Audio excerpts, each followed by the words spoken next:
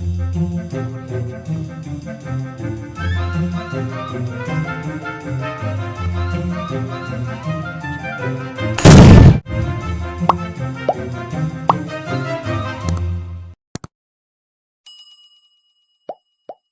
الله الرحمن الرحيم. ازيكم جريد فور؟ عاملين ايه؟ يا رب تكونوا بخير. معاكم مس مريم محمد، درس لكم ماده الساينس. النهارده هنشتغل مع بعض يونت 3 كونسبت 1 ليسون 4 بعنوان فولو ذا فلو. يعني ايه؟ تابع التدفق. يعني ازاي برضو الطاقة بتتدفق في الديفايسز، في الأجهزة، وازاي الطاقة بتتحول وبتتغير. انتوا واخدين بالكم ان الكونسبت كله تقريبا بيتكلم عن نفس الشيء بس بأشكال مختلفة أو بطرق مختلفة. فاحنا مش عايزين ايه نقلق أو نحس ان ايه الموضوع غريب أو صعب. لا، الموضوع سهل جدا، واحنا عمالين بنكرر في المعلومة كذا مرة، فدي حاجة حلوة، دي بتثبت لي المعلومة.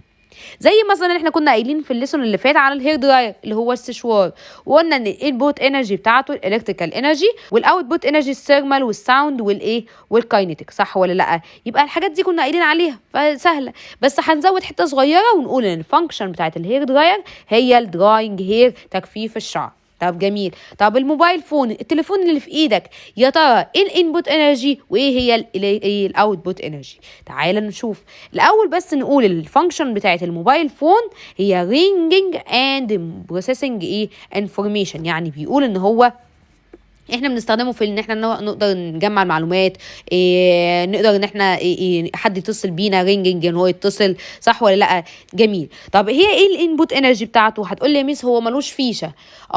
بس برضو الانبوت بتاعته هي الكتريكال انرجي. ازاي؟ هقول لك، مش هو جواه في باتري؟ واحنا قلنا ان الباتري بيكون ستورد للكيميكال انرجي، مخزنه طاقه كيميائيه. هتقول لي واقول لك الكيميكال انرجي دي هيحصل لها كونفرت انتو الكتريكال انرجي زي ما قلنا في ليسون 1، صح ولا لا؟ يبقى الباتري فيها انرجي اسمها كيميكال انرجي، يبقى فيها ستورد انرجي اسمها كيميكال انرجي كونفرت انتو الكتريكال انرجي. الطاقه اللي الموبايل هياخدها من البطارية هي ايه؟ هي الالكتريكال انرجي.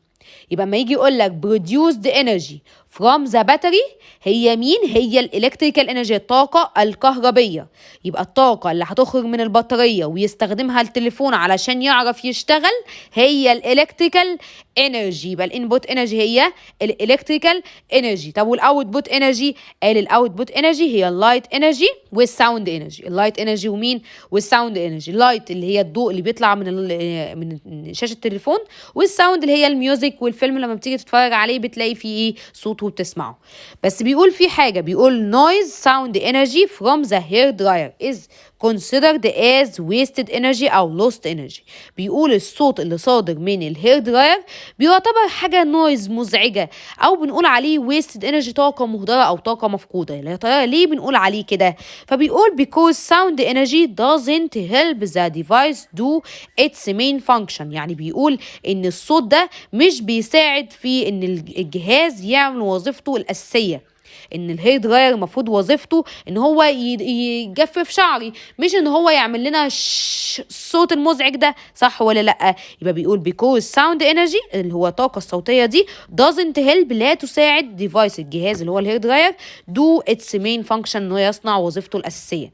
طبعا السؤال ده مهم جدا جدا جدا، وهتتسال فيه كتير، وهتلاقيه في الاسئله لما تيجي تحل في الكتاب. اخر حاجه عندنا في الليسون كانت اتكررت قبل كده في ليسون 3، اللي هي الانرجي تشين، في لما بنيجي نعمل الالكتريستي، الكهرباء. تعالوا نتكلم عنها بايه، بالصور كده، هتبقى ايه ممتعه اكتر برضه. عندنا هنا قلنا ان اي انرجي تشين ستارت باي لايت انرجي، بتبدا بالايه؟ بالطاقه الضوئيه اللي هي الشمس جايه من الصن، وبعدين اللايت انرجي دي بتروح رايحه للايه؟ للبلانت، النبات ده بيحصل على اللايت انرجي، الطاقه الضوئيه، ويبدا يحولها للكيميكال انرجي اللي هي الطاقه الكيميائيه، صح ولا لا؟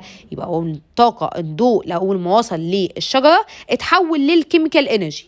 اخدنا الشجره دي بعد ما ماتت، اتدفنت تحت الارض ملايين السنين، اتحولت لحاجه اسمها الكول، اللي هو الفحم اللي هو قدامك ده. كول فيه ايه؟ فيه كيميكال انرجي. اخدنا الكول ده واخدناه موديينه حاجه اسمها الكتريك باور ستيشن، هي محطات توليد الكهرباء. لما وديناه الالكتريك باور ستيشن لاحظنا ظهور طاقتين، الثيرمال انرجي والكاينيتيك انرجي. يبقى في الالكتريك باور ستيشن في محطات توليد الكهرباء ايه اللي حصل؟ ظهر ايه؟ ظهر حاجتين، ثيرمال انرجي وكاينيتيك انرجي. ظهر لي ايه؟ ثيرمال انرجي طاقه حراريه، وكاينيتيك انرجي اللي هي الطاقه الحركيه. يبقى لازم تحفظ ان في الالكتريك باور ستيشن ظهر ايه؟ ثيرمال انرجي وكاينيتيك انرجي. احنا قلنا في جهاز في الالكتريك باور ستيشن اسمه الجنريتور، مش عليك في المنهج، بيعمل ايه؟ بياخد الكاينيتيك انرجي ويحولها لالكتريكال انرجي للطاقه الكهربائيه. تمام. وبعد كده الكهرباء دي ننقلها للبيوت كلها وكل اي مكان عايز الكهرباء. نبدأ نحط فيشة في البيت. الفيشة دي بتاعت مين؟ مثلا البلندر، الخلاط. لقيت البلندر ده اخد الالكتريك انرجي، اتحولت الالكتريك انرجي دي لكاينيتيك انرجي وساوند وثيرمال ايه؟